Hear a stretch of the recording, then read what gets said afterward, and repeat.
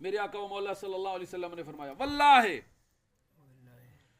بلکہ اس سے پہلے فرمایا وَأُعْطِيتُ مَفَاتِيحَ خَزَائِنِ الْأَرْضِ، فرمایا زمین و آسمان کے جتنے خزانے ہیں ان سارے خزانوں کی کنجیاں اللہ نے میرے ہاتھ میں دے دی ہیں۔ سبحان اللہ۔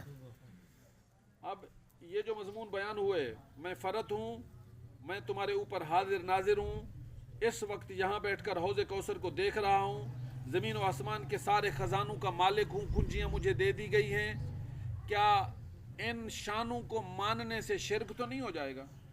زمین و آسمان کے خزانوں کے مالک بھی حضور، حاضر ناظر بھی حضور، یہاں بیٹھ کر ساتوں آسمانوں سے پار دیکھ لینے والے بھی حضور۔ تو حضور نے اس سوال کا جواب دیتے ہوئے ارشاد فرمایا واللہ ما اخاف ان تشرکوا بعدی، فرمایا مجھے اللہ کی قسم میرا کلمہ پڑھنے والا میرا کوئی امتی مشرک تو ہو ہی نہیں سکتا۔ سبحان اللہ۔ حضور کا کلمہ پڑھنے والا کوئی مشرک ہو جائے؟ نہ، یہ کیسے ہو سکتا ہے؟ اس لیے کہ جس نے حضور کا کلمہ پڑھا، لا الہ پڑھ لیجئے، لا الہ الا اللہ محمد الرسول اللہ، محمد اللہ کے رسول ہیں۔ اور دوسرے کلمے میں ہم نے کہا اشہد ان لا الہ الا اللہ واشہد ان محمدن، آگے عبدہ، یہ عبدہ کا لفظ کیا مطلب ہے؟ اس کا بندہ۔ ہم کس کو اللہ کا بندہ کہہ رہے ہیں؟ حضور کو۔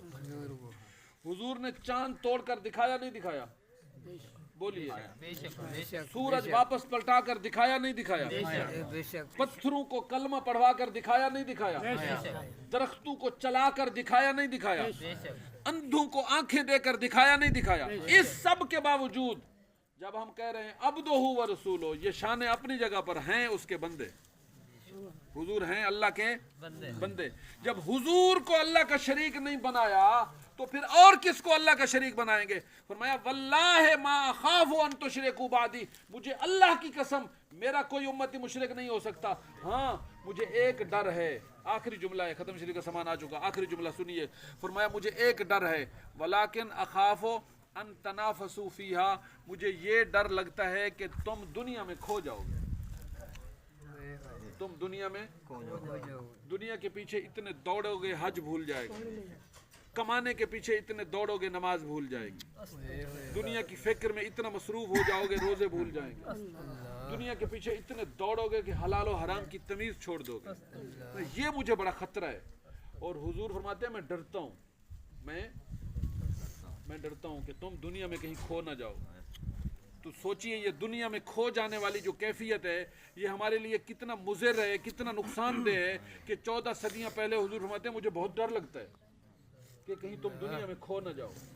تو ہمیں بھی، ہم عیسیٰ علیہ السلام کے لیے آئے ہیں، آج اگر ہاشمی صاحب کی بلائے ہمارے ہاں موجود تھے، اب نہیں رہے، تو ہم نے بھی نہیں رہنا۔ تو اپنا معائنہ کریں، اپنے باطن میں جھانکیں، دنیا میں اتنا نہ کھو جاؤ کہ دین بھول جائے۔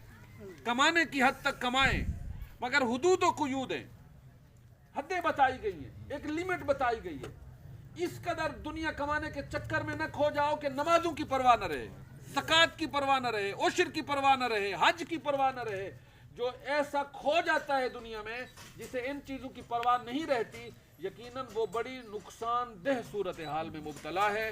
اللہ مجھے آپ کو ایسی نقصان دہ صورتحال سے بچنے کی توفیق عطا فرمائے، اور حضور قبلہ سید عبد الکریم ہاشمی صاحب کی اللہ کامل مغفرت فرمائے، ان کے مزار پر اللہ کروڑ رحمتوں کا نزول فرمائے۔ وآخر دعوانا ان الحمد